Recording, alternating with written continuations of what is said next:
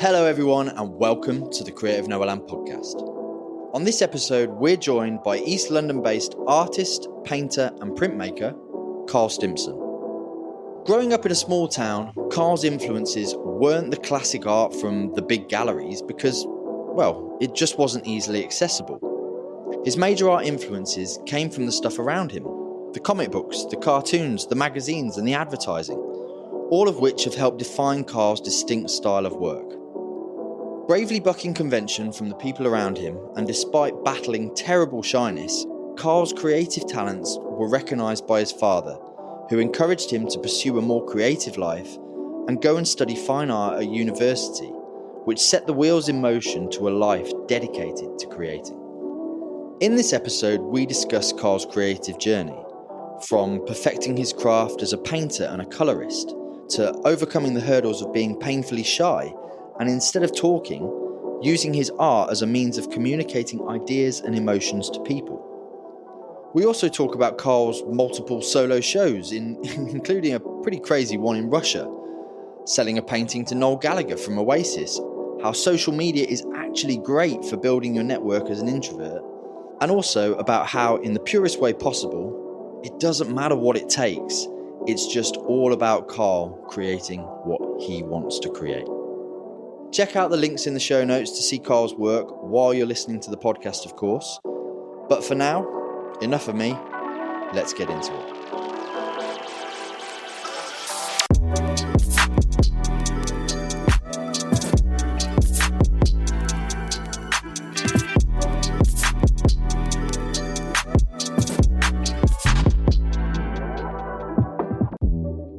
Okay, should we go for it? Yeah. I've got a theory, Carl. We're from the same small town. There's definitely not very much art in that small town. You've got a very distinct style that is based off print, magazine, comic work. Yeah. Now, my first question, do you think that is something to do with the fact that our lovely little small town had very little art, so magazines and comic books were really your only artistic influence? Yeah. I'll put you on the spot. No, not at all. It makes sense. Is that something that you've thought about, though? Weirdly, I've been thinking about my very early work recently because I've been doing a lot of collage. I was thinking the first collage I did was when I was like a toddler. Really? Maybe not a toddler, a bit later on maybe. Yeah, first creative memories. Old enough to have a pair of scissors in my hands. I used to cut up my mum's magazines and cut the adverts out and just stick them in a sketchbook and just compile them. Just to collect them, not necessarily to manipulate or add them to each other, or did that come afterwards? I don't think I was thinking about it too much, but they must have been in conjunction with other things. You were almost starting your scrapbook. We should say, we're sat in your studio here in East London, and that scrapbook nature, there's stuff everywhere, Carl. There's shelves, there's characters, but collecting stuff, collecting ideas, that seems to be a signifying starting point. Seems that way, yeah. Like you were saying, I only just thought that recently. But going back to your theory, maybe all those influences, they didn't come from galleries, did they? No. Does that lead us nicely on to you giving us a bit of a brief overview on your style of work? Yeah, but it's always hard doing that, isn't it? But I'll have a good go. Well, I'm a painter and printmaker, collage artist and street artist, but you asked me to describe the style. Yeah. I appropriate imagery. I'm a colourist. That's always key. When you say colourist, what do you mean by that? It means I'm good at mixing colours. But what, I guess my question with that is, I suppose, not why does that matter, but why is that a good skill to have of mixing colours rather than just going, oh, I've got this perfect colour straight out of an acrylic tube? Because when I started appropriating comics exactly as they were and being very anal about it. In a sort of draftsman, like you were like, I want to copy this perfectly. Yeah, but bigger. I wanted the colour right, and I taught myself how to look at a colour in a comic book and mix it in acrylic. So it mattered to me then, but it's a skill I've acquired and it's quite handy. Yeah, but I wonder why then that was so important to you, to really replicate in such mind, because some people might go, oh, There's a Lego yellow, shall we say? You could just get a yellow, couldn't you? Why does it have to be the exact? Don't know. Way my brain's wired, I suppose. I'm obsessive, and I've always been obsessive. I was obsessive about playing at a young age, and I think that's the same as an adult. But obsessed with playing at a young age, that sounds standard. Most kids are obsessed with playing. But when you say playing, what does your playing look like? Because we discussed before that you've consistently made art since you were a kid, right? Yeah. Was there any long-term goal, or was it just a pleasure thing? I just want to create. No long-term goal. I'm not that clever. I think you sell yourself too short there, Carl. Maybe. I've always just wanted to do it, so I got on with it. I always liked things to be, if I was playing with toys, they'd always have to be the same scale.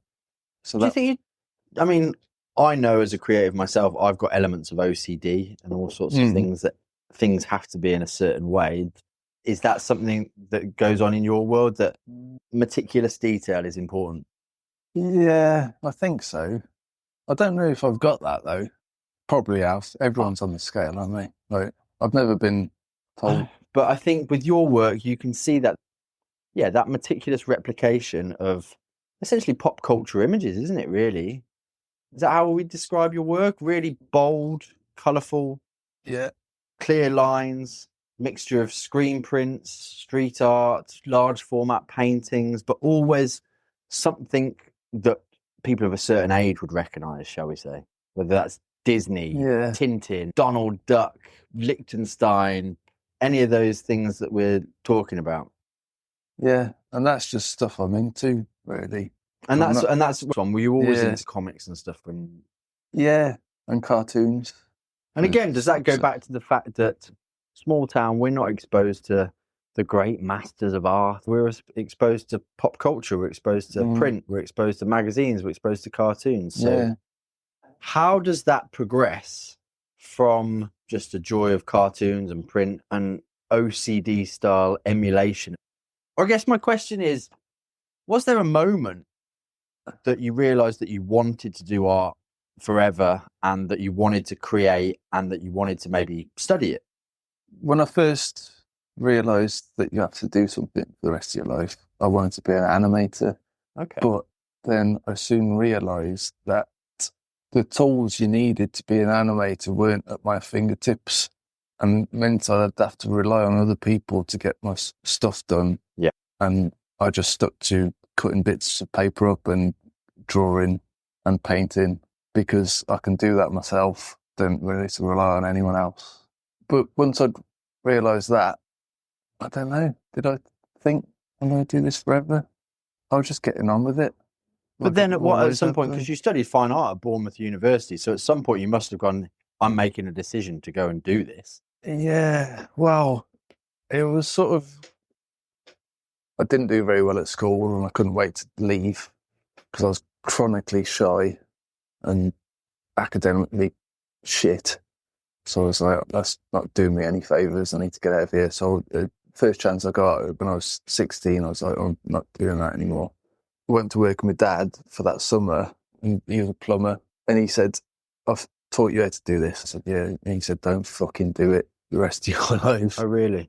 And he's like, don't spend your whole life on your knees doing this. And I was like, oh, okay. And he said, go and do your art. I was going to ask, you mentioned that you were chronically shy as a kid. Was art and creativity a solace for you to just go into yourself and go, I can escape all the pressures of trying to make friends and just me and my sketchbook? Yeah, it must have been. I don't want to deep psychoanalyze you, Carl, but it was just a train of thought that I went, a lot of people take solace in creativity and they find something about themselves or a place where they can. Makes sense, yeah, and I've never really thought about that, but probably. So this advice from your dad was pretty life-changing, really. Yeah. Don't spend your life doing what I've done, where we look at our parents and go, well, but you're my hero. Yeah, but he knew I was an artist already. Do you know what I mean? He knew I wasn't a plumber. Which is amazing, because a lot of other parents would go, no, don't go and be an artist, you'll starve. Yeah, I know.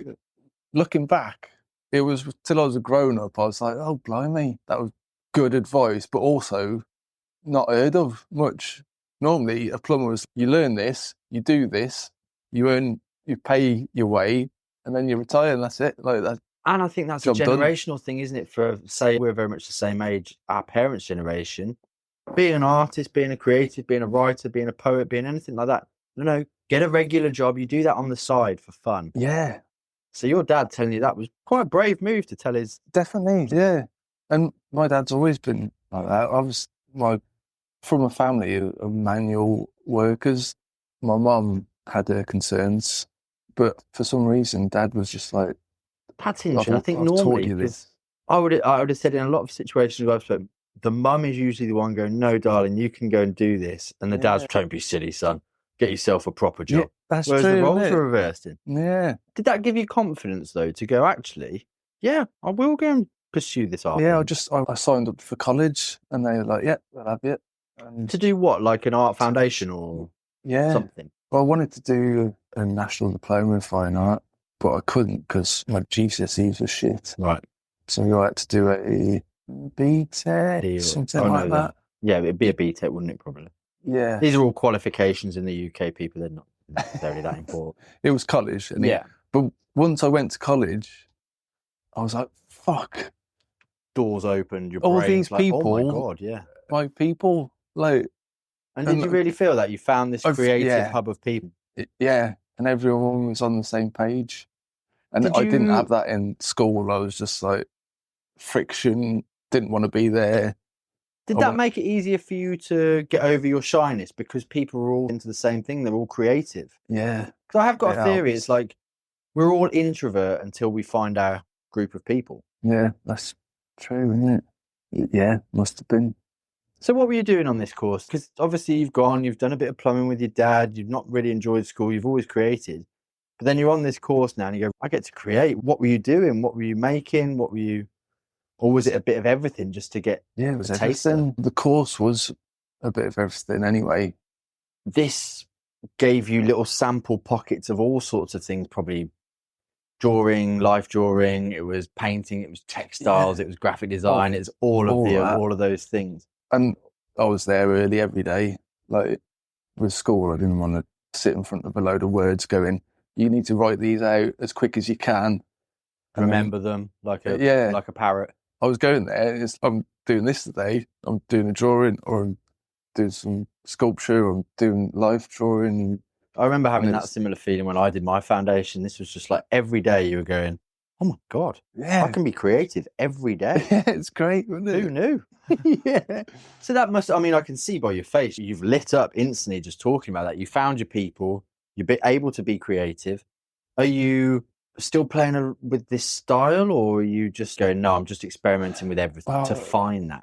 I was already a painter before I went to college. Because I was in school looking in books and seeing pop art from the 60s, and I read that it was a painting and I just wanted to do that. And it wasn't until later on that I saw these things in books, all these paintings in books in real life. And I always think about that I was trying to mimic those paintings in books. And in the book, when it's a thumbnail, tiny little picture, it looks perfect and immaculate. Yeah. It wasn't until I was in my 20s and I'd come to London and see an actual Liechtenstein, and it's like, oh, fuck, there's a pencil line there or a smudge there on that one. Does that go back to your seeing things in print and magazine and everything? Everything's flat, everything colour smooth, everything's that. You don't see a brush stroke, like you say, you don't see a pencil line. Yeah. That's quite a heavy influence, right? Yeah, definitely.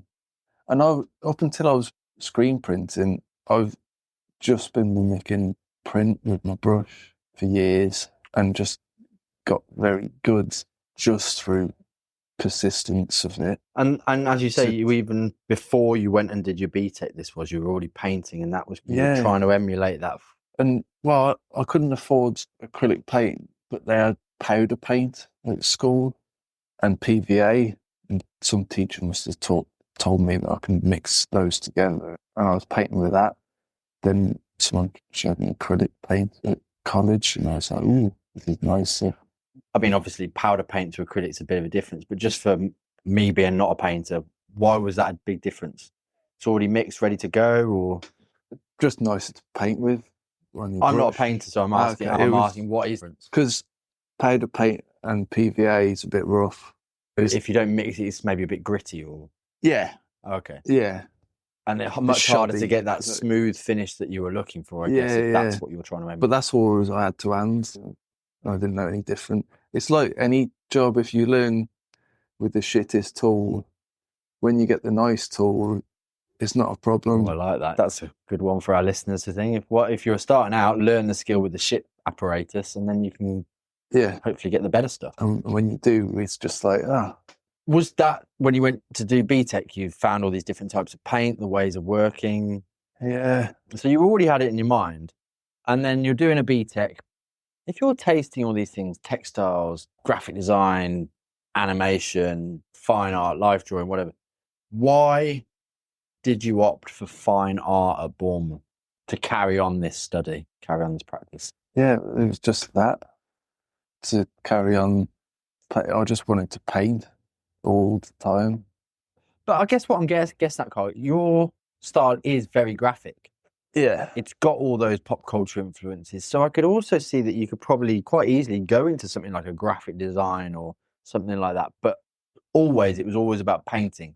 Yeah, because I realised that in graphic design, there's other limitations put in the way by other people. Briefs and things like that, rather than that.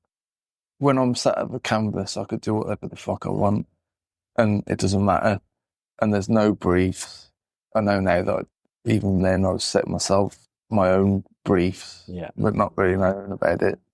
But I didn't want to basically, I don't want to do what anyone else tells me to do. When I'm doing my art, I'm doing what I want. Rebellious, creative attitude. We're all a bit like that. Yeah, exactly. Yeah. But from a fine art point of view, did you go to Bournemouth with the style that you've got now? Wow. It's a long development from when I was a kid to when I'm doing it now. It's just progressed. I don't really think about it too much. Do you know what I mean? I didn't really, to be honest with you, I didn't know what university was when I was at college. One of the tutors said, you should go to university. And I was like, no one goes to university, not from where I'm from. And they were like, you need to go. And I was like, well... What was their reason, do you think, behind saying that you really need to go to university? Well, it's probably the same reason that my dad didn't make me, suggested that I should go to college instead of being on a building site all day. It's the same reason as that. Someone must have thought... Seen the passion that you do have for creativity, for art, all those things. I need to go there and do it.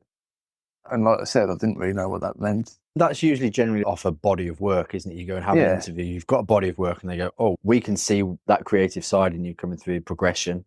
Yeah. How did that feel, was that a confidence booster, knowing that you were off to uni when no one else I'm not going to say the whole town. I was still shy, even though I'd done all these things that had helped me. But I was shitting myself, to be honest. I was like, didn't know what to expect. It's humans, isn't it? Yeah, when we don't know what's going on and we've got to go through change ourselves a bit. It's a bit scary.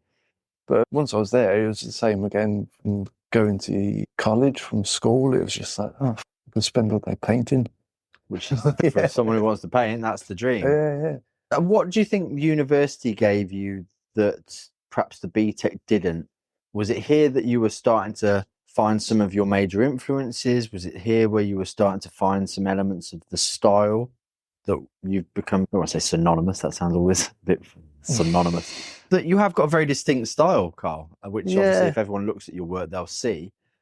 But I guess what I'm looking for, mate, is that when people hear, oh, we did a fine art degree, everyone thinks, oh, it's expressive art movements and this, that, and the other. Whereas yours is very, very refined. It's all about the line. It's all about the smoothness. It's all about representation. Yeah. I just look at your work and wonder how that came out of the, in quotes, fine art. Well, I was at university. I purchased my first Tintin comic, and I hadn't read it as a kid. Watched the cartoons and loved it, but never had the physical copy of the comic book. But you've been into other comics and cartoons. Yeah. So you'd never seen a physical copy of the comic book. What made you? Was it a coincidence? Was it I just happened to pick a comic book up and go, I'm going to buy that for my collection. I just come across one in the charity shop, the Destination Moon, and I was like, I'll buy that, read it, or look at the pictures. Yeah, classic Graham. Yeah. I'm sure it's a very good story, but the pictures are what I'm interested in, really. And then I was like, oh, I'll just copy one of those cells and make it bigger. And that was pretty much it. I knew what it was, but I'd never had one in my hand. What was it about? Because we're going to both probably butcher the pronunciation. Is it Hergé? Yeah. Who did the drawings? Depends where you're from, I suppose. But he was the illustrator, right? Yeah. What was it about his illustrations that suddenly made you think, I'm it's drawn to this? It was really neat. Yeah, probably. But I think that's all very interesting. They're quite, if you get a good copy, because they differ, I know now, but there's not much misregistration in the reprint of them. They're very tight. I've come across some bad ones since, but the one that I had was a very good one. And it just all the colour was in the lines. And which sounds kind of obvious, doesn't it, for comic? But it does make a big difference, doesn't it? Yeah. And I don't know, I love that now, things being misprinted. But I don't know, maybe at the time I was just like, it's all nice and neat. I wanted to know what that was like, and as a painter, I could do it as I did it and learn what's going on that page by recreating it. I'm intrigued. What are your tutors saying to you at this point? Like when you're doing this sort of work? Presumably, fine art, are you surrounded by make some rogue stereotype about artists, which everyone can hate, like, the Tarquin and Jemima throwing expressive paints all over the canvas and arguing it's such and such meaning. And you're doing this intricate, fine line, large-scale reproductions of essentially commercial work. So I'm just intrigued about what are your tutors, what are they saying? Are they encouraging this? Are they going, this is brilliant, Carl? Or are they going, that's not exactly the fine art that we were looking for? No, they encouraged it. In art history, it wasn't the first time anyone was doing that sort of stuff. So they knew what was going on and what I was trying to do. Yeah, obviously those motifs of all sorts of culture, Warhol, Liechtenstein, all those things that we've spoken about, that pop art, that's the whole thing, isn't it?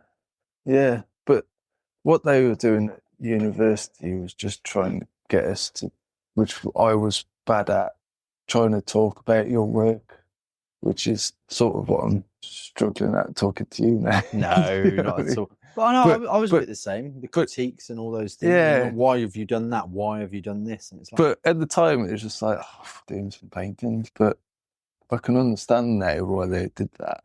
And it is good to know. Okay, I'm going to put you on the spot here then, Carl. Okay. If you were in a crit now at university, what would you say about your work? Don't worry, there's no detentions. You're not going to get marked down or anything. I'm just interested. I just think. But I don't know. I've always come from it from a practical side, and it's always been like that. Yeah. Maybe it was my dad teaching me how to use tools. Like, do you know what I mean? I knew get the thing done. Well, you actually said when we spoke on the phone, one of the things that I wrote down was do it, don't think it. It's one of the things you said. I don't even remember. Did I? You said that. I said, just do it. Don't just think get on with it. Which I think is great because it's good. You must do it yourself. Do a piece of work and then come back to it later on and look at it like any other person's looking at it. So you can see it through everyone else's eyes. But at the time of making it, if you sit down and work out what exactly you're going to do on a spreadsheet, it ain't going to work, is it? Well, it takes the creative spark out of it. It's like, right, at 2:32, I need to paint brushstroke exactly at this length. Yeah, that's not. Do you think that's a balance? Do you need a balance of? It goes back to, I think, did we talk about this? There's a famous, what would you call it, story, aphorism, something like that, where two classes of pottery makers, one have told they've just got to make as many pots as they possibly can. Yeah. And the other class are told they've got to make one final pot at the end of the year that's just some all singing or dancing. It's the bee's knees. And it was always the people that just put the output out that did the best because they were making it, learning from mistakes, doing it rather than overanalyzing it. Do it, don't think it. Yeah. But I think that's quite even more pure, don't you? It's just, I was just doing it. Yeah. You've always just done it though, right? From your story, I've always done it, yeah. I've just got on with it. And then occasionally you look back and critique it yourself in your own head. Is this the hard bit now? Now I'm asking you questions about it. Some of the stuff maybe perhaps because you've just done it, you haven't thought about it. Now I'm asking you to think about it. I'm putting you on the spot a bit. No, because you always do think about it. But I always think one of the reasons why I'm a visual artist is because I'm not great at words. And I have, over the years, realised that it's just my way of communication. And I'm trying to say something. Do you know what that is? No. Because there are elements that are in, I'm going to prompt you because there are very interesting elements in your work. Elements missing, stripes out, bits that are left a little bit ambiguous. Yeah, I don't know, but the sort of the abstracted bits, I never really know what they're about. But the stuff that is what it looks like, I've realised I had along my obsessions. One of them was World War II. Looking back through my work, although I'm visually excited by some of the depictions of certain aspects of World War II, whenever I reproduce these pictures in paintings and collage different images together, it's always very anti-war and hinting at the fact that we're still the same human beings that we were in the 30s and 40s, and nothing's changed really. We're still monkeys with sticks killing each other. These world wars that happen aren't the end to it all. It's just same old shit again and again. So I've noticed there's a thread there. It's quite a dark thread for someone whose work I would scream is beautiful, bold, colourful. It's not always like that, but I think my grandfather was in the 5th Tank Regiment during World War II, and he did most of the European theatre. So he went into France in 1939, then got pushed back out, and then went down to Egypt and fought up and down North Africa, and then did Sicily, Italy, and then went back round for D-Day, and then went D-Day +1. The tanks went in, and then went up to Hamburg. So a heavy influence. And he was always fighting, but I knew the bloke. Do you know what I mean? He was my granddad, and the stories I've heard over the years since, it's just like, fucking hell. But then he met my grandmother, who was a German girl from a farm just north of Hamburg, and her life before then, she obviously grew up in the Third Reich. She was in the Hitler Youth, because that's what you had to do. And I interviewed her when I was a teenager, and I was doing a project at college, and they both had a really shit time. Do you know what I mean? I think we can't even comprehend, can we? No, people not at like all. This. I mean, we sat so luxurious with mobile phones and Yeah, deliver food to our doors whenever we want and all these things. And we just have no comprehension what our ancestors, our grandparents' generation went through during those times. no. Rations, bombings, war, death. Your grandfather seeing all those different countries as probably a 20-year-old man. And all his mates that he's seen die. And then my grandmother, she called them Hitlers. She never used the word Nazis. But she said half the family, her dad was against the regime, but her uncle was all for it. And she said it split the family up. People were missing. Uncle Hans went off to the Eastern Front, and they took all the horses, took all the men off the farm, and then it got shit. But then she met my granddad, and then it got better for a bit. But I think that's always, I've tried to work out what, like you said, you can't comprehend all that stuff. But I just think, like, it's not finished, is it? We're still doing all that crap. Even though we've been fortunate not to live through a war, there's still people living through wars and still having someone they don't know running the show and deciding you're going to live in shit, or your fucking parents are going to die, or your kids are going to die, or your brother's going to have to go off and kill someone else's kids. It's still happening, like, do you know what I mean? And it can. How do you think that's, because we originally started with this conversation about how that's influenced your art? Yeah, I know. Sorry, I've got. No, don't apologize. I think it's a really interesting story, and I think it's important. I'm just wondering, how do you feel that has... I mean, I'm looking here, obviously we've got the female fighter pilot lady up there. There's obviously war references in that and things like that, but that's quite a big, deep thing to have hang. Or was it more a case of, holy shit, my grandparents went through so much, maybe I should just try and live a life that I want to and be an artist? Yeah.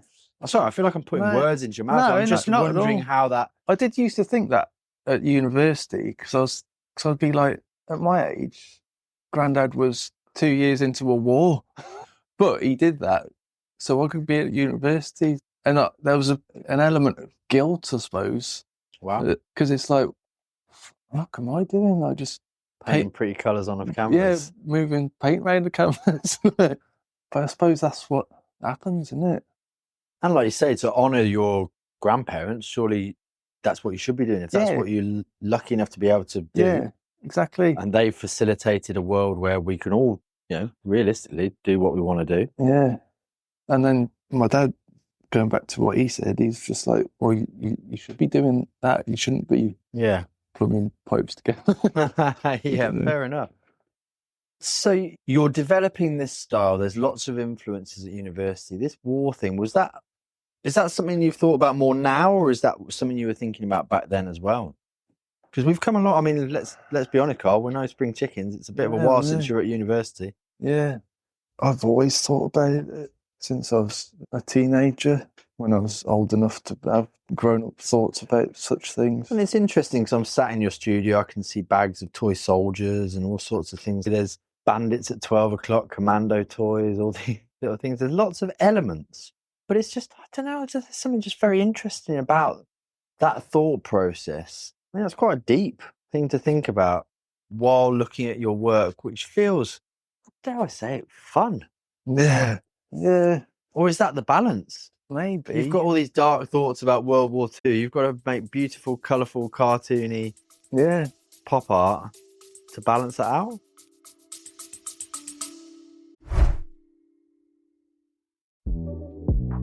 Hey, sorry for interrupting. This is just a quick reminder that if you're enjoying this episode, there are a couple of really easy ways that you can support the podcast. You can hit the support the show link in the show notes, or consider grabbing yourself something from the Creative Noahland shop on the website. And don't forget, community members get free shipping on all orders. So, before you buy anything, be sure to join. Thanks again for being part of the Creative Noahland community, and now, let's get back into it.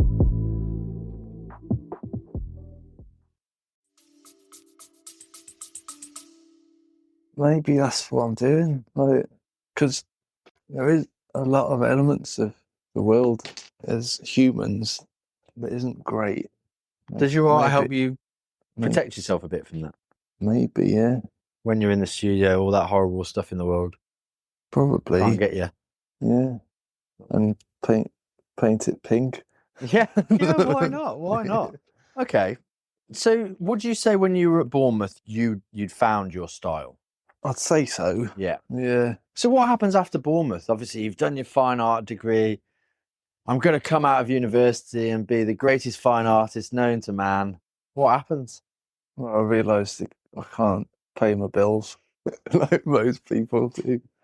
Did you stay in Bournemouth? Did you come back home? No. Because now you're in London. We need to get to how we got here. I went back to Kidderminster.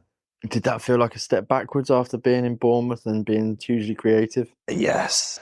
It was a bit of common misconceptions that friends back in the hometown were going, oh, he's an artist, whatever. It was a calm down, yeah. And I was back in the same situation I was before. I had full-time education to hold me up. Well, like you say, if you did 4 years at college and then a 3-year presumably, that's a good 7 years studying that you had your full creative juices flowing, and then you go, oh, what happens to an artist in the real world, Carl? Goes back to working in a pub. Well, yeah, pretty much. And my uncle had a big project on, so I helped him with that. What was that doing?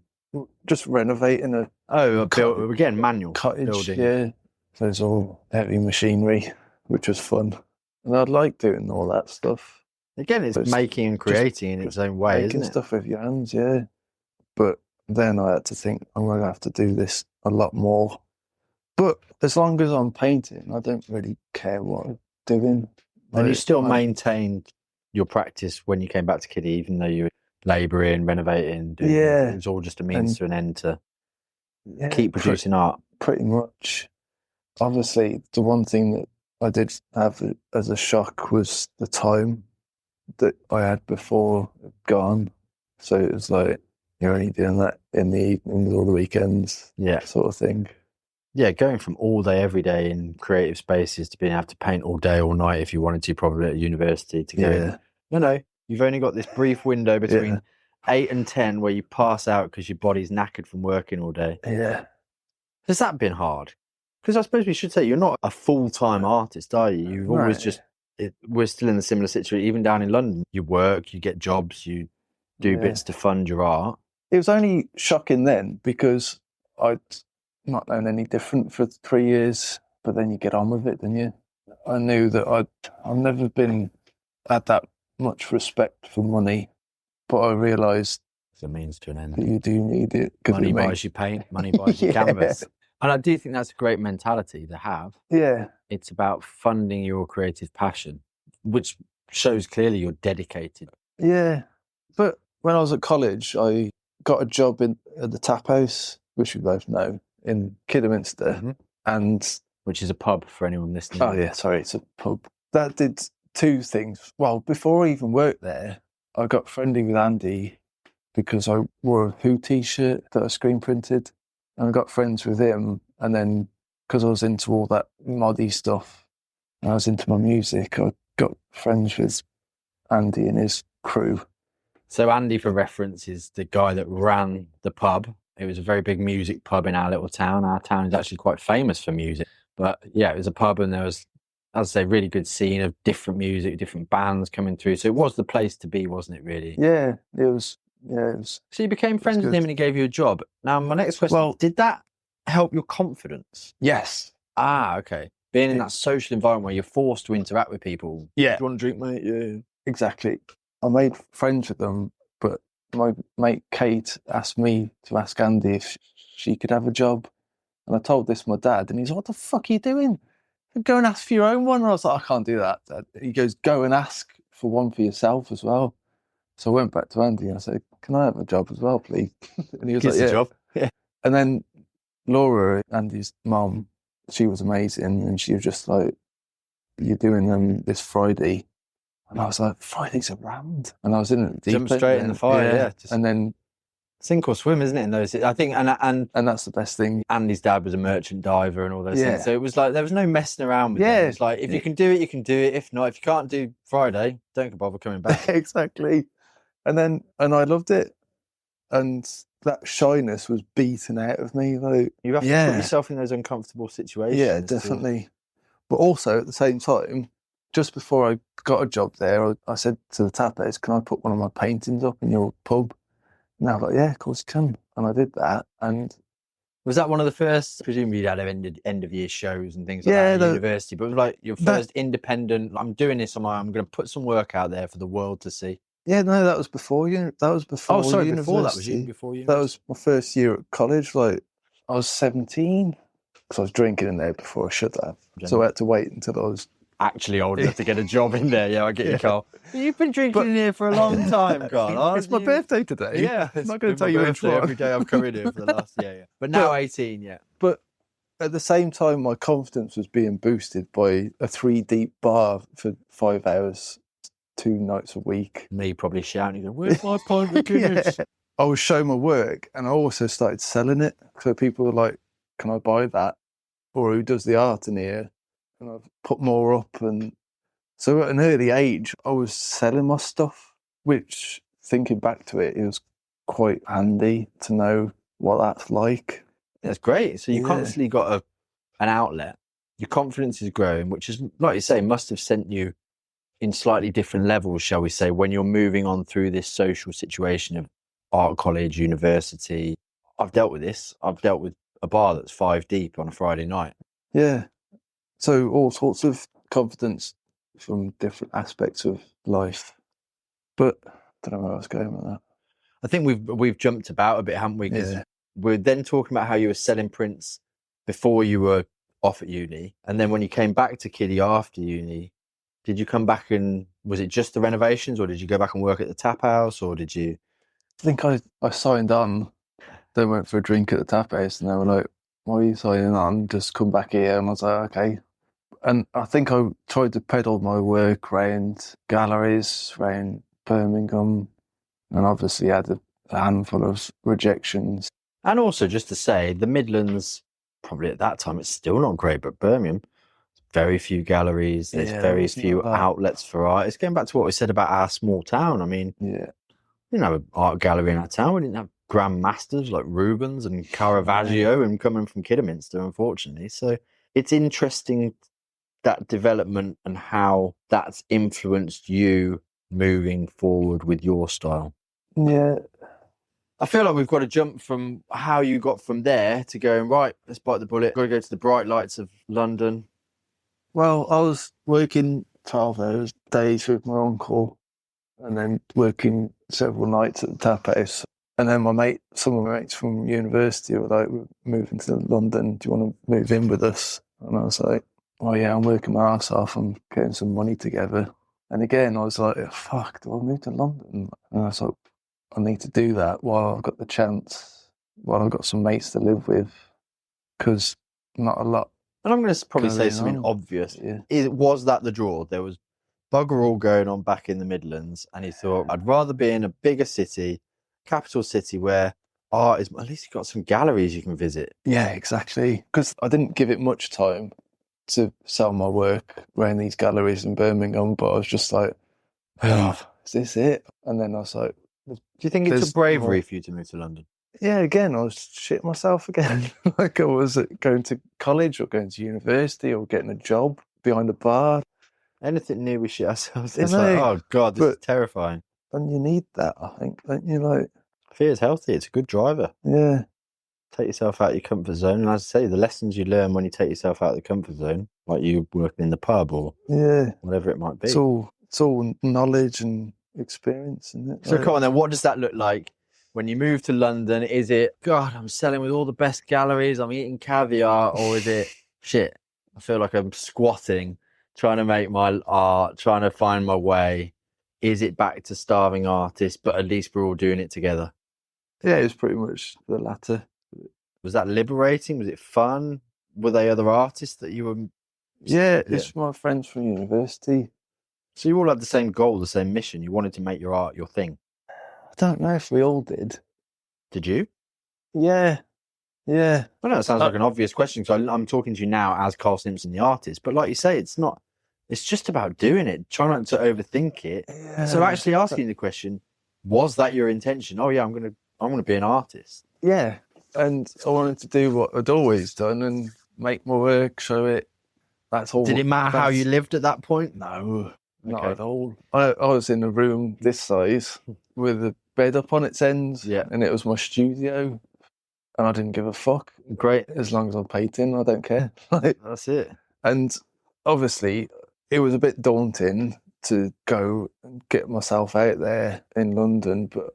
So go on then, what does that look like? You're an artist living in your bedsit studio. What does it look like to start earning money from your art, putting yourself out there, going to galleries, talking to people? I wasn't earning money from my art. I was on and off with a doll. But then I think that's part of the realistic story, isn't it? You know, art is not the easiest thing to make money from. My uncle was still doing his project, so I'd go back to the Midlands for a couple of weeks. Earn some money, come back down to London and start making art again. Yeah. Okay, so what does it look like putting your work, what you said you're putting your work out there? You're painting, going to galleries, you're not just printing as such as this point. No, I was still just painting. It's all, I do very little proprietary work. It'd be a sketch or a small painting, and then I'll just make it big. I did that for years. I always wanted to paint big paintings, like my influences have always done, and making a living off selling big canvases for what they're worth as a nobody isn't the best way to earn money. Yeah, because you can sell them for nothing, which I probably did a lot, But even then, it ain't a good way to earn a living. No. Unless you're in a gallery.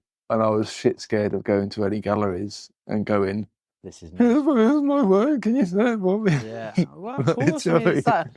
Mate, if you listen to any of the podcasts, we all talk about imposter syndrome as creatives, as artists, as human beings, really. And we all suffer from it. Putting yourself out there going, I do these paintings, here, gallery, what do you think? It's going back to those crits again. At university, I used to hate them. Yeah, it's horrible, isn't it? But you've built up a level of resilience in some ways. But I suppose all artists do, don't they? Like, I don't know. Do all artists? I don't know. Or do artists go, no, that I'm crippled by the fear? Oh, God, talking about World War II. I mean, have you ever read The War on Art? No. I think it's Stephen Pressfield, and it's quite a famous text within art about the war on art. Okay. And I think the first line in that is something like, it was far easier for Hitler to invade most of Western Europe than carry on his art career. Because he's a failed Austrian art student, essentially. Before anyone comes at me for saying, oh, you belittled World War II. It's a true story. Yeah. But not sure where that analogy came from. It's a World War II reference. No. Yeah, it makes sense. Talk to me about the first time that a gallery said yes then. Well, I realised that maybe going to galleries wasn't a good route. Why not? I don't know. I suppose it would have been good to get in one for financial reasons, but it's just maybe too many rejections, being a no one, not having enough confidence in my work. All that together was like, oh, I don't need that in my life. It's easier for me to earn money other ways and get on with my artwork. Yeah. It's always been like that. Taking the stress of trying to earn money from your artwork, taking that out of the equation just lets you get on with it. Like, you're freeing. Yeah. I don't want those things affecting my work when I'm, like I said before, when I'm in front of a bit of paper or a canvas, I'm doing what I want to do, not what I think will earn me money or what someone else will want to do. There's a purity to that, right? In the sense that I'm creating out of pureness rather than to go, I need to sell this canvas for X, Y, Z because I've got a gas bill, I've got rent, I've got this, I've got this. Yeah, and I've been guilty of that in the past. But then now I'm a printmaker, I'm doing it all the time, making one bit of art lots of times. And that's quite a poignant turnaround, being down in London, isn't it? And it was about 2018 you found screen printing, which is a way of you to take those images that you've created on canvas and then mimic them, presumably with such a smoothness of finish, all those things that you're looking for from the print. Yeah. What was that like? Talk us a little bit about the process. How did you deliberately go looking to find screen printing, or did someone offer you a workshop? Or well, what happened was me and my girlfriend moved into a flat round the corner from Atom Gallery. Should we give Atom Gallery? Where's Atom Gallery? Atom Gallery is on Green Lanes, Stoke Newington, London. Yeah. Well, we went into that gallery because it was around the corner from us. Got friendly with them, and Mark and Rich went, we like your work, but we don't sell big canvases and we don't sell digital prints of stuff, which was just what I was doing at the time. And they said, if you do some screen prints, we'll sell them. And they basically made me screen print. Well, you learn to screen print because they wanted to sell your work. Yeah. They saw you as a cash cow, really, didn't they, Carl? They're like, oh, we can sell this work. Let's get him in the print room. And Atom Gallery had a print space there, right? Yeah, but I didn't know them well enough to use their facilities. Okay. But down the road, the other way, was the Print Club in Dalston, which is like an open access print studio full of people printing, screen printing. And what, you did a workshop? You went and learned to do it? Yeah, I did a couple of workshops with them. Did a beginner's one and an advanced one, and then they were like, you can use... Yeah, similar. I went and did with Mark Wilkinson, one of the artists that was on season 1. I did a screen printing workshop with him. Oh, the place he's doing it in Birmingham. Yeah, Birmingham Printmakers, and I absolutely loved it. It's so much fun, and the stuff you can do, and it's in my brain that I want to do something with my photographs and screen printing and stuff. But it opens so many doors, doesn't it? Was that how it felt to you? It was massive. Because I suppose we should say at that point, you can then take your large-scale canvases, reproduce them in screen print form. But then also, is this the time that you started getting into doing more paste ups and stuff? Because presumably with the screen printing, it's much easier to go, boom, I'll do it on a slightly lighter weight paper, go out and put that one on a wall, see what happens. Yeah, because with screen printing, especially when you started, you get a lot of wastage through cocking up stuff. Yeah, those misplaced screens and the misprints and stuff like that, don't you? So, and then just pulling through ink onto newsprint, keep doing them until it's nice, and then you put your nice paper in, but then I had a rock of all these. Well, that's great, apart from that spoiled little corner where the ink splurged or whatever. On cheap paper that's subsequently I've found out that's quite easy to paste up onto a wall. How did you find that up? I did it. Well, no, I knew some artists. Okay. And they used to go out every Sunday. I was, again, too shy to go out, and I'd never done it before. And I was like... So what was the turnaround bit that made you go? I didn't go. Oh, you didn't? And then when I was like, I probably should do this, COVID happened, which was fine, because I just went out on my own and did it. Was that easier because you didn't have to deal with anyone else, or you didn't have to deal with shyness because you're just going, oh, it's just me? Yeah, and I should have got over this by now because I worked with artists. I was printing in a print studio full of printmakers. I've been at university painting next to... Every time I do that, it would be a struggle because I'm still shy. Do you know what I mean? Where do you think that comes from, mate? It's not a psychology couch, but I'm just interested because, like you say, you've given yourself a lot of evidence to say, I'm an artist, I can do this. But yeah, there's still that shyness, that fear. I don't know.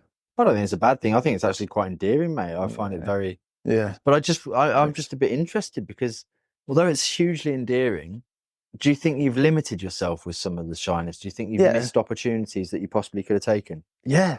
Countless. Really? Yeah. But you don't regret that? It's just we are where we're supposed to be, sort of. My main concern in life is getting work done. Yeah. Yeah, and I noticed that presumably when you start screen printing, your output goes up a huge amount. Yeah, because I was working full time. I was back on the building site again, despite my dad telling me not to. But I was still producing work, painting. But obviously it takes a while when you've got a social life and it's just your weekends and evenings. As a young person, you're still going out getting pissed. So you have to make time for that. But I was doing it. I was making work regularly. That's difficult in itself, though, isn't it? Like you say, I never found it difficult, really, because I always wanted to do it and I needed to earn money. But when I started screen printing, I didn't know how to do layers. And I was just like, I know how to do it now. Yeah, but that's like... But at the time, I was just like, I might as well stick to what I know and paint the colours on. And then I was doing a lot of portraits of Motown girls. I was like, I need to do an edition of 50 because that's what all these artists do editions of 50. Mm-hmm. And I was like, well, I need to paint all the colour onto these 50 things. So in the studio at home, I worked out with a projector where the acetate that I'd use as a positive, I got the same image on a projector onto the paper where the paper would be. So it'd be exactly where it was. Screen printed. You've got your screen printed layer. You've light projected the other bits over it, and then you're painting with that. So it's all set up, my easel and my projector, with the image on the right size to my paper, put a right angle on the board that I was painting on, so I got a stack of 50 sheets of paper. I got my 3 or 4 colours with a brush in each, and then it was just like, splashed it on where I needed it, and did that 50 times. So again, still that kind of meticulous process. Yeah. But fast. And I'd never painted like that because I had to do it quick. Yeah. Doing that and taking those abstract bits of work to the print club and then printing over it with my clear line image that I'd painted previously. So I'm putting a very graphic thing on top of an abstract painting. Doing all that was just like, fuck, I can do all sorts with this. And also, after a 3-hour run, I've got 50 pieces of work. And also, I was like, oh, what if I do this colour or this colour? I've got 5 or 6 variations. And I've done all that in my spare time. And is this the and point where Atom Galleries went, oh, we'll take them? Well, yeah, I went to them and was like, here's what you told me to do. And they were like, oh, that's good. We'll put them out for sale, which was really good of them. How was that on your confidence level? Help? Yeah, it's always nice. Convincing. I'd been selling my work for ages. It wasn't that was exciting. It was all the ideas that I was like, why have I been shying away from this for years? People had told me I should screen print for ages. And well, it seems like with the references of your work, the print, the magazine, the advertising, it does. It seems like a bit of a no-brainer. Yeah, but I didn't need it because I could paint it. And I'd spent all those years perfecting the perfect painting with my brush. I could paint whatever I saw in a comic book. But I realised that when I started printing, I was like, I don't need to do that anymore. And did you start thinking a little bit more? I know this is not the goal, but did you start thinking a little bit more commercially then as an artist going, well, maybe I could sell these 50 prints and then I can then buy that, or I can then get some new screens done for the next screen print? Or was it always just think it, because do it? I've got my job to pay for it all. At that time, I was just like, fuck, there's so much I can do. And I've never been this excited for years about my artwork. And I can carry on working and my output has gone up fucking 200%. Yeah. I can make a painting, I can make a print from it, then I can change what colours they are in a click of a finger. Yeah. Relatively to what it would take to paint the different from canvas, scratch. Yeah. And at the same time, I was hanging around with artists, which was also of note because I hadn't done that since university. And a sense of community. Physically working next to artists is different from having mates that are artists that you see at the pub. When you're working together, that helps. And just seeing people working and talking, not just about the physical processes of making stuff. I forgot how good that is for your practice. And I've, again... Did it feel a bit like being back at uni in some respects? Completely, because I hadn't been there. And in London, for financial reasons, I hadn't gone to a studio and paid for space. I'd always done it where I slept because it's expensive. But most of the things that I end up doing to try and save money are secondary to wanting to get art made.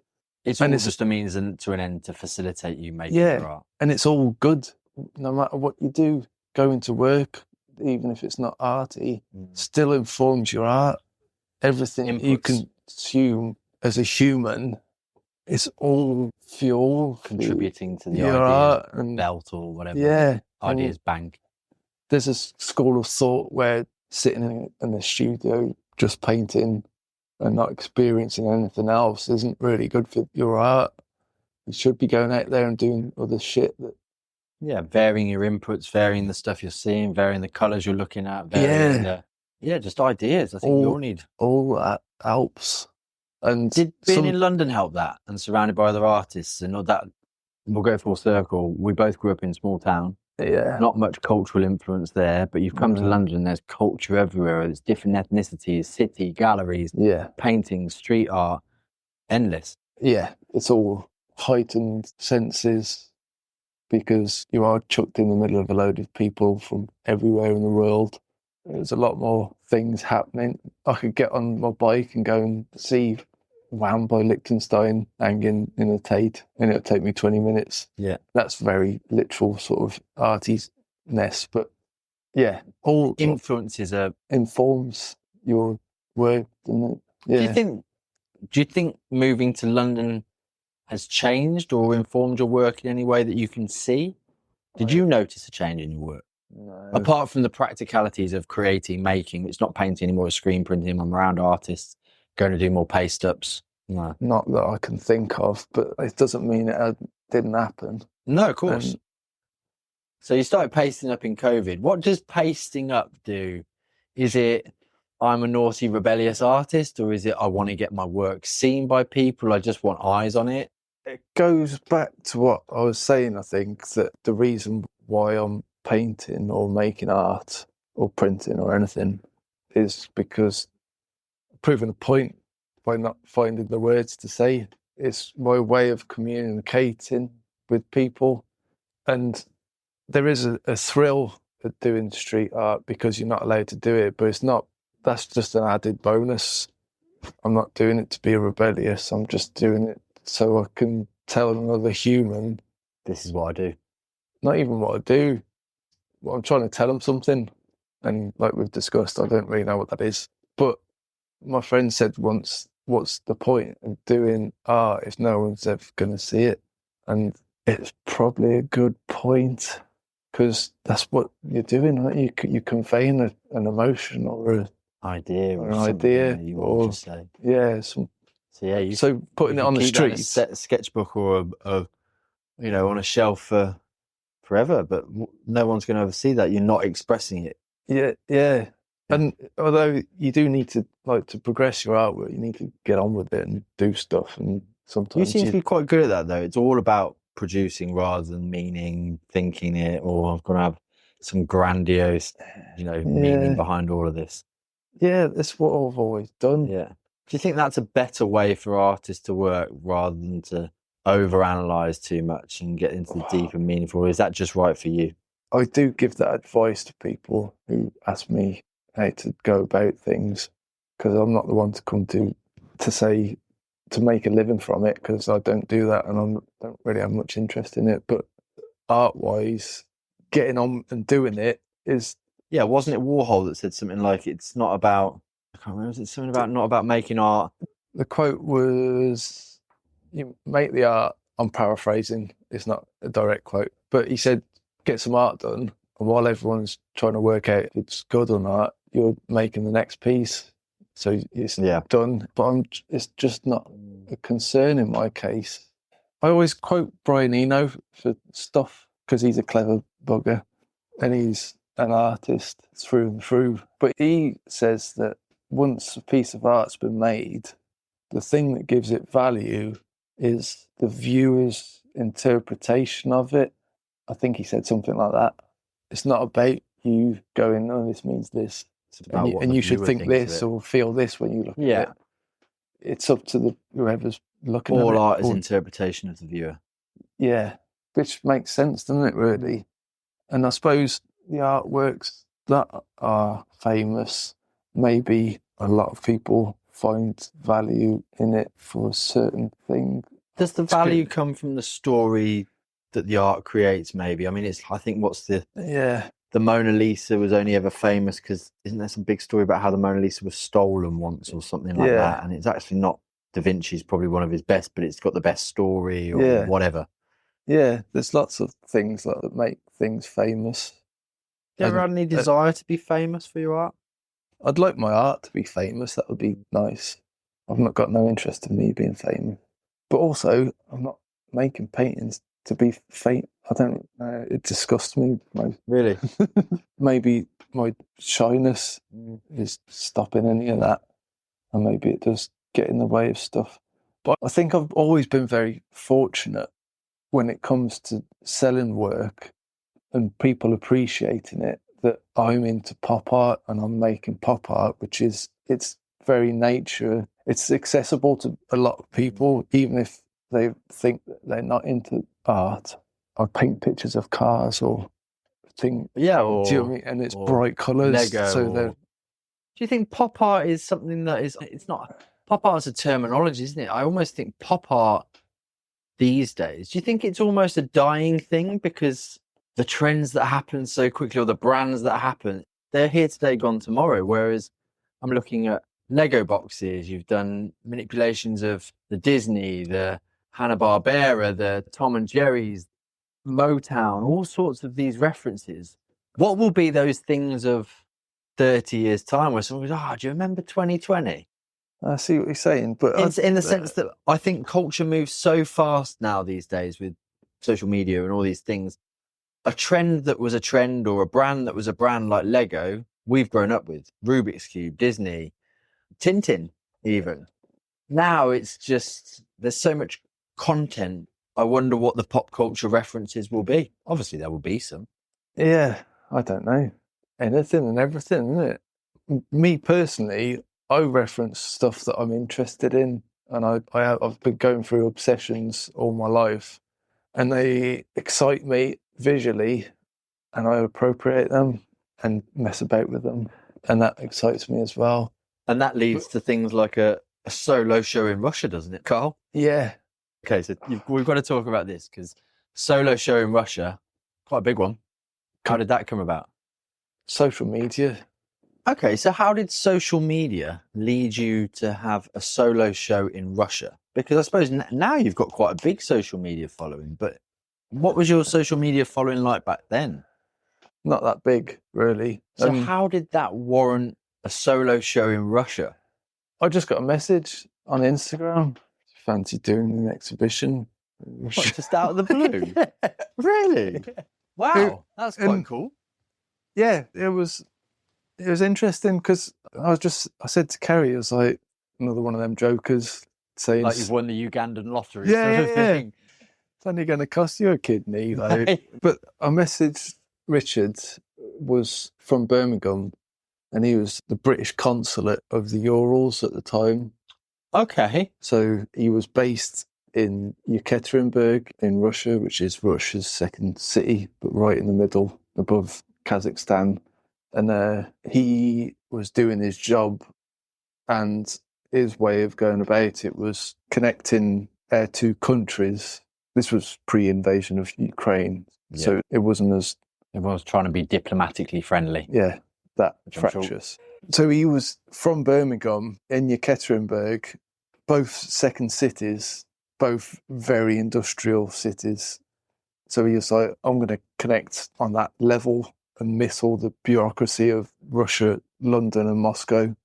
And what, he knew you as a Birmingham-based artist, or he knew you were from Birmingham? Yeah, because one of my blurbs just says I'm from Kiddie. Oh, okay. So he must have just read it and then gone, ooh. But in the first place, he must have been attracted to your work, or found it somehow, or been following you, or... Yeah. I think it was his wife that saw it and went, here's some work. And then she contacted me and then put me through to him. He was like, I'm coming back to do some Whitehall business if you want to meet up for a pint.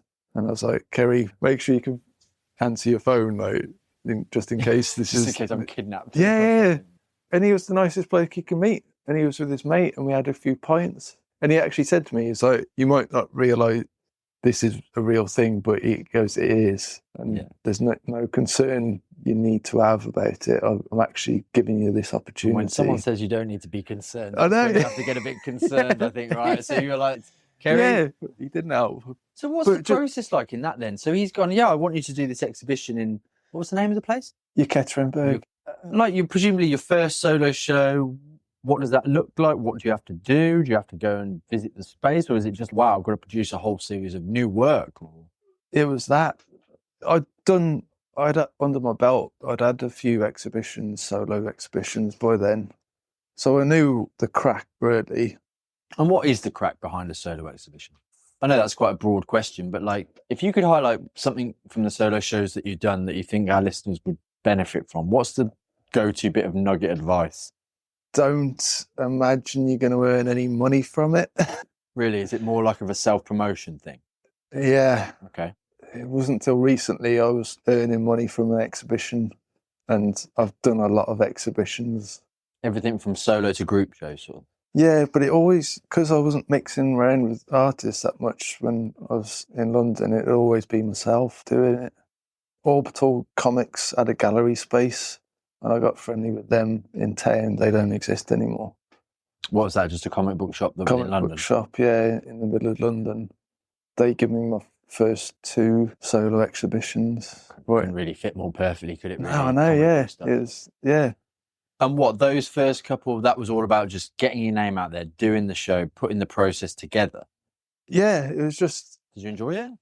Yeah, I loved it. How was your confidence, presumably doing like an opening night and, hi everyone, I'm the artist? Yeah. Is that weird? Yeah, a bit, but there's boost that helps with that. Yeah, boost. So take me back to, so you've done a few solo shows. You don't expect people to make any money from the solo shows to begin with. So what's a solo show in Russia like then, compared to the things you've already done? It was completely different.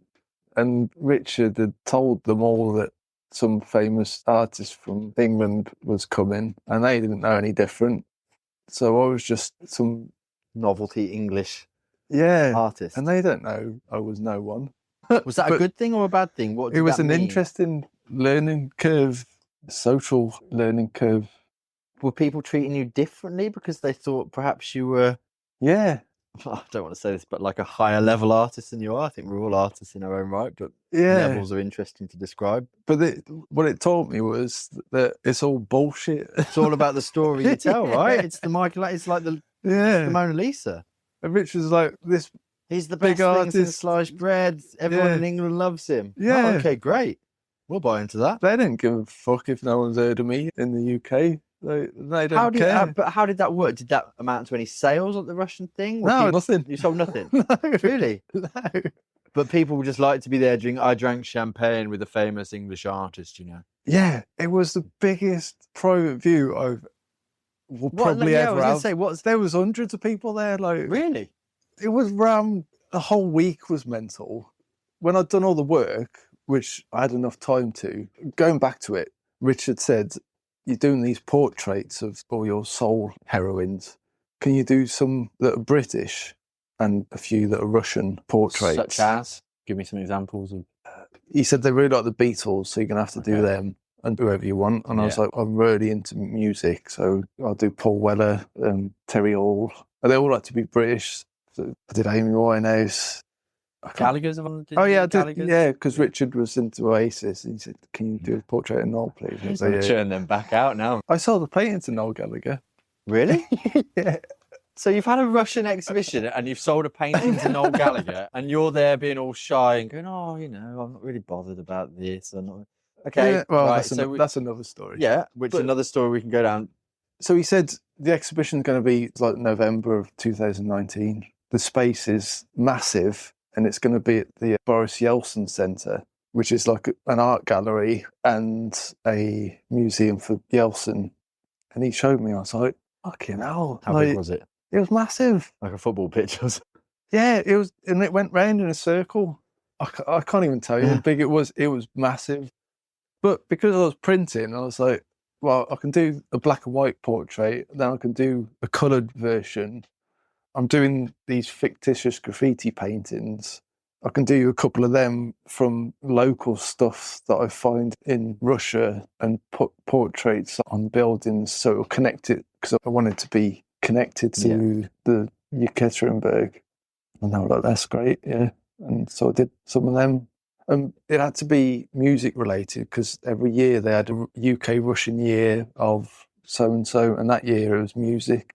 So that's why he was asking me to paint portraits of musicians.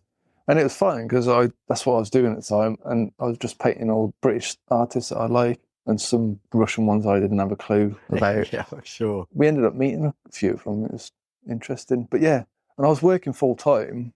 What I used to do, even when I wasn't doing an exhibition, at Print Club, you can book the session, which is a 3-hour session. But if you book at like midnight till 8 in the morning, you can have that as one session. My main week would be work during the week, paint in the evenings. Then on a Saturday night, take everything to Print Club and just print all night. Wow. And then feel a bit weird on the Sunday. Sleep deprived. Yeah. And I'd be like, spaced out. And a lot of the regulars would come in and I'd just be like, oh. Yeah, that tired but wired. Yeah. In the morning. And then it's like at 8 o'clock, people would be coming in and I'd be like, I can't communicate with these people. And they must have thought I was right weirdo. Like, but yeah, that's what I do generally. And that's what I was doing with a massive deadline of a Russian exhibition where you first... quaff caviar and vodka with the Russian dignitaries. Yeah, and it was the same stuff, but a bit more, what's the word? Urgency, a lot more urgency involved. And I was working away a lot at the time, so I didn't have my weeks. So I was fitting floors. Suddenly time disappears and you go, shit, I've got to print how many? So I was cramming all my art. I couldn't do anything when I was away, working away in the evenings. So do you think that pressure was a good thing in some respects, putting those constraints on you to go, I've got to get this done by then? Yeah, deadlines always help. Yeah. Don't they? You know that. Yeah. But then I really had to think. I asked my boss if I could have a couple of weeks off, a week before the exhibition and a week going out there. So it's all quite 2019 is quite intense work-wise. And I managed to get them all. And it was funny, we met up again when Richard was doing another Whitehall visit. And I'd got all this exhibition into 5 big tubes, because all the pieces were B2, so they were 70 by 50. So I just kept it simple, so they could... Transported, posted, say... Yeah, so they all went into 5 big tubes, and they went into a big suitcase. And then I took them into town to a pub in Soho or wherever it was.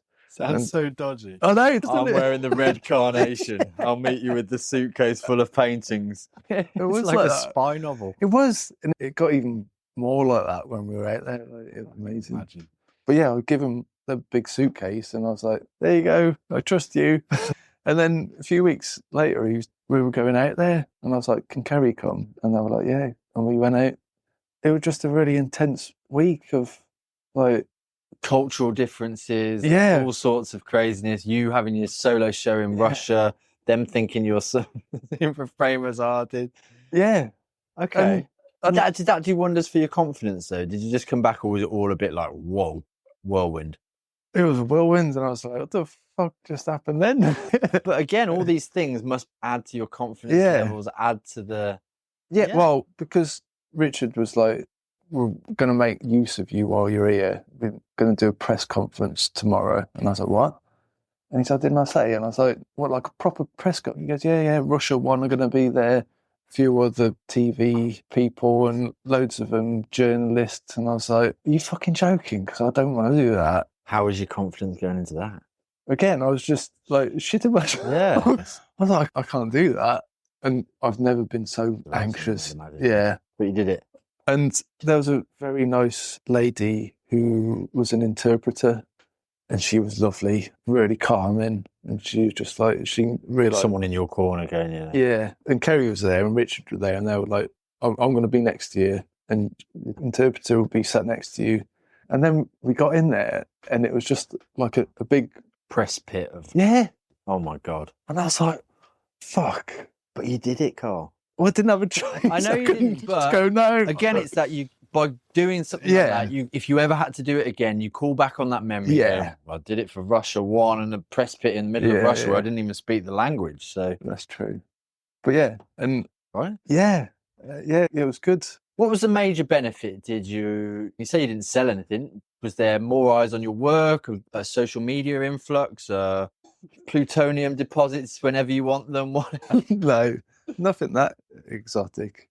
Just the main thing me and Kerry got from being in that place, we had one day we could go out on our own, and everyone we met was lovely. But I think that was to do with because no one's ever heard of it. And they were like, "Oh, you're British. Why have you come here?" They just loved that we were there because you're a novelty, essentially. Yeah, because everyone goes. If they go to Russia, they go to Moscow. They don't go to St. Petersburg. What was it called? Yekaterinburg. And it's their second city. It's the second one. Like, I've never even heard of it. No, and they know that as well. So and they're chuffed. And it's a big, very brutal, dirty city. Yeah. And no one goes there. It's not St. Petersburg. It hasn't got fancy buildings, architecture, with gold culture, on the top. Gold. It's loads of brutal blocks and factories. And like Birmingham. Yeah, and you can see why Richard was doing connecting them in that way. But yeah, they were lovely, and it was my first time leaving Europe because it's just inside Asia. I mean, it was very European, more than I thought it would be, but it was just nice to see somewhere further afield. Yeah, it goes back to those inputs, doesn't it? Yeah. Those inputs, those references, you've seen something different. Okay, we've got to jump back then. Saw the painting to Noel Gallagher. Please tell that story. Yeah. How did that happen? Well, it's not a really long story, really. But I was doing some construction work for the union in Soho, which is a members club. And I was working next door, renovating the expansion into the next building, basically. And I just said, "Can I have an exhibition here or a solo show?" And they were like, "Yeah, that's fine." That's quite ballsy for a construction work to turn around and go, "Oh, any chance of having an exhibition here? What, you make art?" Yeah, there was that, but I was friendly with them all. I'd been working with them for a while. And do you take opportunities then? Because it seems like, but there's an opportunity here, opportunity there. Yeah. Could get kidnapped by Russian diplomats, but I'm going to take that opportunity as well. I suppose so, but it's all my artwork. So then what happens? Noel comes. He's a member of the club, is he, or was someone? No, someone he knew. And I'd done one of my paintings it was when I pre-printing, and it was some German soldiers from a commando comic mashed together with a big cockerel from a Turkish stock cube that I found that was quite nice. So one of these soldiers is pointing at a massive cockerel on the horizon, Cool. poking out. And then at the time, I was taking a lot of lyrics from songs and putting them into the paintings, but appropriating the text from British translation Tintin. So I was meticulously making it look like it was just from Tintin thing, but it was saying the one in question was master plan lyrics. So it said, because everything that's been is past, the answer's in the looking glass. And that was coming from one of these soldiers.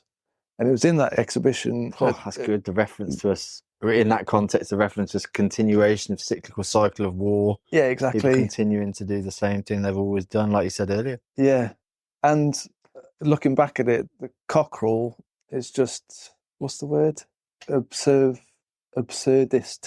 Yeah, I see. The cockerel's that absurd thing in a landscape.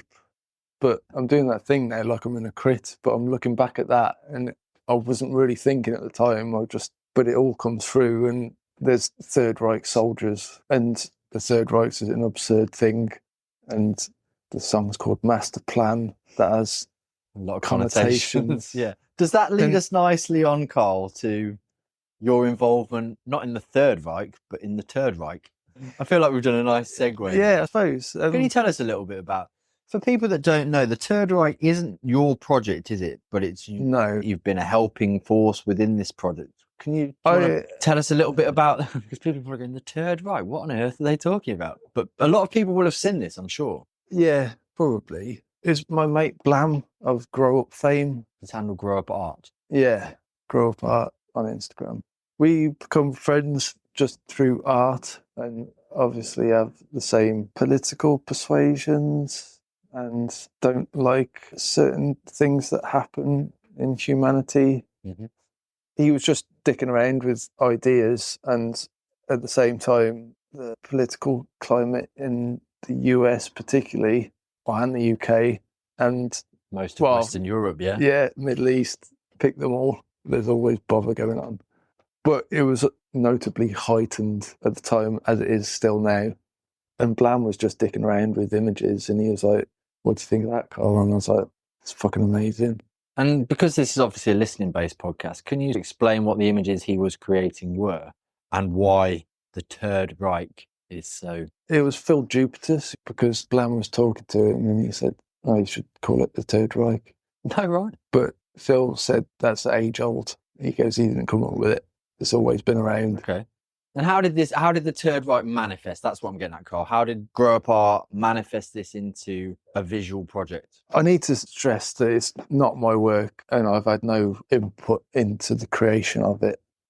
It was all very natural. A few weeks before I met up with Blam, I met up with Savant, who's another paste-up artist, prominent around Brick Lane, and we just got on. And then he was just like, do you want to help us next week put these up? And we're like, yeah, fucking hell, yeah, of course. So come on, Carl, tell us what you were putting up. Blam did some very overtly political graphic design where he was taking photographs from 30s and 40s German uniforms and replacing the heads with basically rich white men that are running the show at the minute. Originally, it was Trump, Farage, Trump's right-hand man. J.D. Vance? Vance, that's it. So Vance, Donald Trump, Elon Musk, Nigel Farage. And the plonker in Israel. Oh, Netanyahu. So yeah, which is a divisive group of people, shall we just say, for anyone who's listening that might be on a slightly different political persuasion. A real statement piece by him then. Yeah, it's very strong, and obviously it doesn't take much to work out what he's trying to say. So you went and helped him? But it was just natural. You just went for a pint and then just went out on Brick Lane at 1 o'clock on a Sunday afternoon, did those portraits, and instantly me and Sav would just look round and there was a crowd of people with phones. And it's like, fucking hell. For someone that's shy, how did that feel?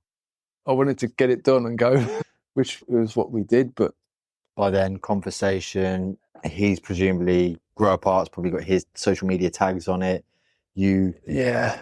And I know it wasn't your project, but that's had a knock-on effect from you just being involved, right? Like in terms of your social media presence, that's gone wild in the last. Yeah, and it was only 2 posts when one particular. But then your following went up.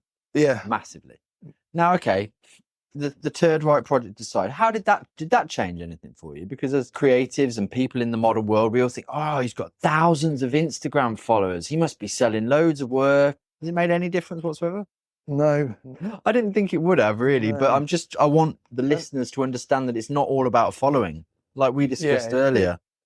Not that's ever been a main concern of mine. No, obviously not. It's just a platform to show your work like anything else. But a lot of people would be under the impression that, oh, wow, his social media's gone through the roof. He's got 15, 20, 30,000 followers or whatever you've got. Yeah.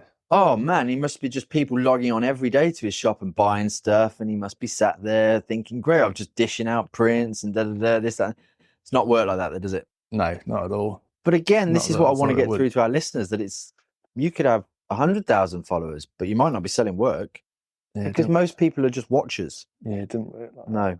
Do you feel like social media has helped you with your work though, or do you think it's more of a hindrance? Up until that Russian exhibition, because when I met Kerry, which I must point out that she's been a massive influence on my work and helped me. She helps me in lots of ways, but what do you think the biggest way she helps you? Just having someone in your corner? Yeah, that helps. It sounds like she's quite practical as well. Yeah, very. And she's an artist as well. I bounce ideas off her all the time. She proofreads everything I do because I'm quite dyslexic and I make mistakes all the time. That helps. Across the board, she helps me in all sorts of ways. But in particular this time, when I met her, I had an old Nokia when everyone had a smartphone. And she was like, get one of these, Carl. You can do Instagram, look, and put your pictures on. And I was like, okay, I'll do that. And I was always like, do I need to be doing this? Until someone went, oh, I've seen your pictures. Do you want an exhibition in Russia? Yeah, suddenly. And then it's like, oh, okay. So the door opened. Maybe I do need to do that. Being very shy, my idea of hell is going to a private view where there's lots of people talking. It's not my idea of fun. And I understand that if someone wants to make a living making art, you have to go and talk to people. Even though I'm more confident than I was when I was a teenager, I'm still really shy and I don't want to do that. Yeah. But going on social media, you don't have to talk to people, you can just show people. I have a network of people and I know their work, they know my work, and I've been following people for years and then meet up with them. I already know them because I know their work. And it's done any collaborations? Yeah, loads. Yeah. And that's mostly all through Instagram. Yeah. And it's meant that I can talk to other artists like I did with Blam. And you don't need to do it all in one go when we're all at an exhibition where lots of people know each other and you're going, oh, fuck, I don't want to. They're talking to that person, I won't interrupt them. Yeah. Yeah. So and it's like a little DM on a message going, hi, mate, fancy meeting up for a coffee or... Yeah. And then when you do meet up, it's just you and them or just a small group and it's easier, isn't it? So... And is that sense of community important to you, despite you being so shy? Yes. Yeah. And I always have to be reminded of that. And I do occasionally, like when I went to college or when I went to university or when I went to start printing at a print club or going to galleries, talking to people, I'll always get reminded that I can't just sit here and paint. Well, I can, and I'll get good at it because I'll do it all the time. I always see it as you can only learn so much when you're working all the time, not seeing anything else. That's what we said before about the inputs. If you're always on canvas and you're not interacting with people, you're not going to get different inputs. Your work's always going to stay the same. Yeah, so you need that to progress your artwork. How do you think your art's progressed potentially? Like you said, I've done physical collaborations with other artists. There's lots of problem solving that you haven't really got. You don't have the pleasure of that normally because you're making your own rules. But the collaborations I have done are normally, here's a piece of work, do on top of what you want to do, and I'll do the same thing, but doing something different. Yeah. Still with the premise of making the art, creating it. It's not about selling it, it's just about doing something different with another human. Yeah. Trying to visually express something in both styles. Yeah. Like everything I've ever done, once you do something like that and go back to your own stuff, you've got more ideas, different ideas. You're informed more than you were before. Yeah. And that goes with everything that you do, isn't it? I feel like we've spoken about so much here and I feel like we've jumped around a bit, but that's absolutely fine. What's next for you? Or is it just a case, I mean, like this podcast, it might just be a case of going, do you know what, Matt? I don't know. I just want to make more art. Well, yeah, it always has been. But I just wonder whether there are any projects, because you've got your website and all that sort of stuff where people can go and actually purchase, and which I know is not the goal for you, but obviously someone purchases a print, someone purchases an original, keeps you in paint, keeps you in creating. I always thank people for their support if they're willing to give me money to my art. I'm just trying to shout you out a bit more, Carl, because you're being very shy. And go and look at his work. Go and buy something. Keep this guy creating. Thank you. No, it's my pleasure, mate. I've never been good at any of that.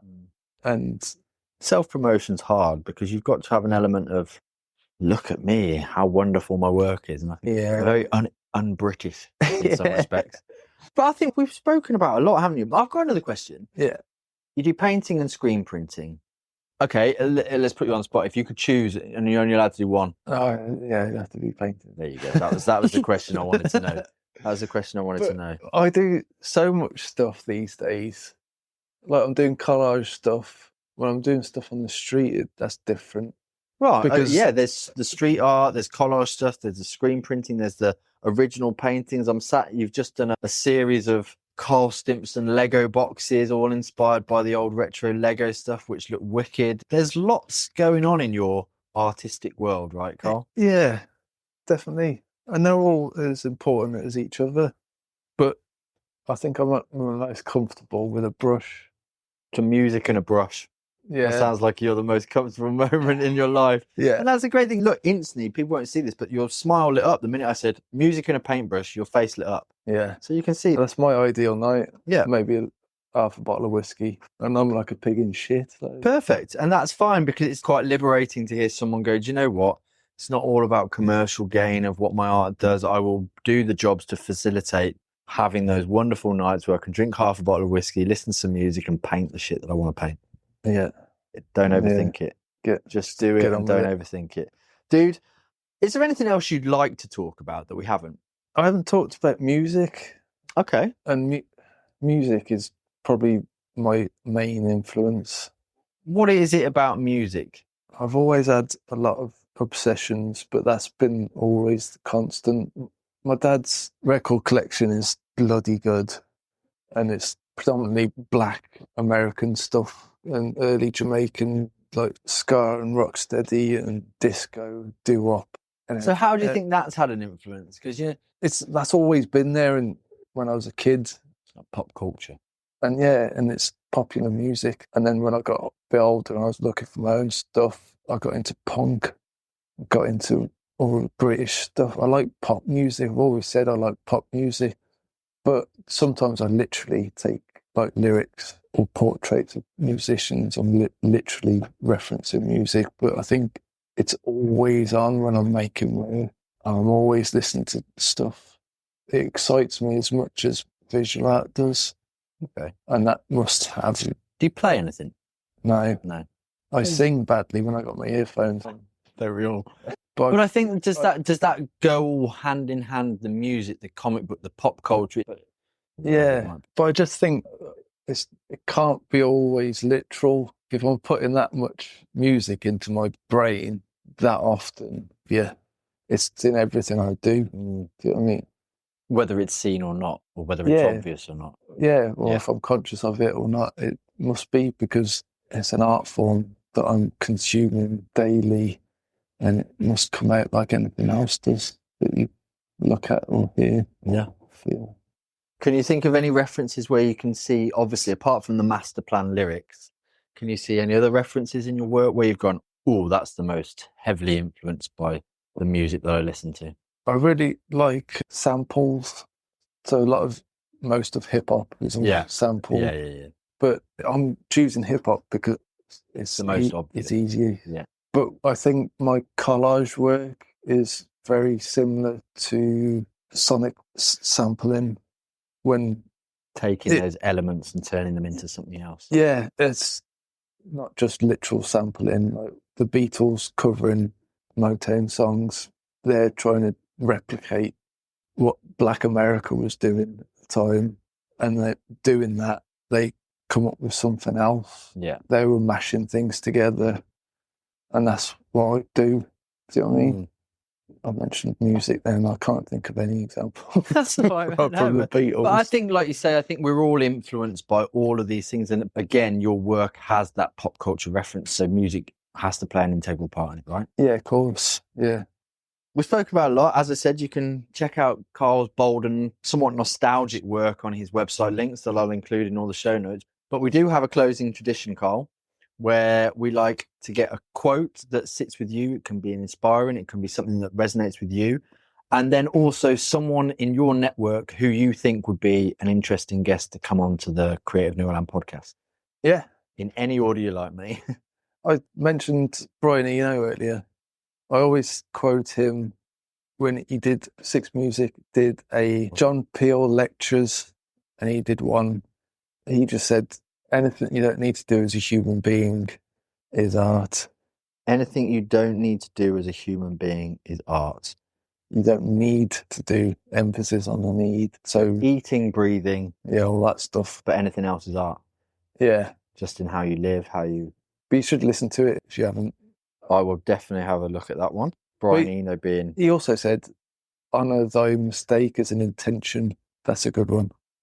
Honour thy mistake as an intention. Okay, we've got two there. Sorry. Mate, that's perfect. It's great. And who would you suggest from your network that you think would be an interesting guest to come on the Creative Noeland podcast? One of my favourite contemporary pop artists is called Mr. Edwards. It might be a bit tricky for you because he's now based in Australia.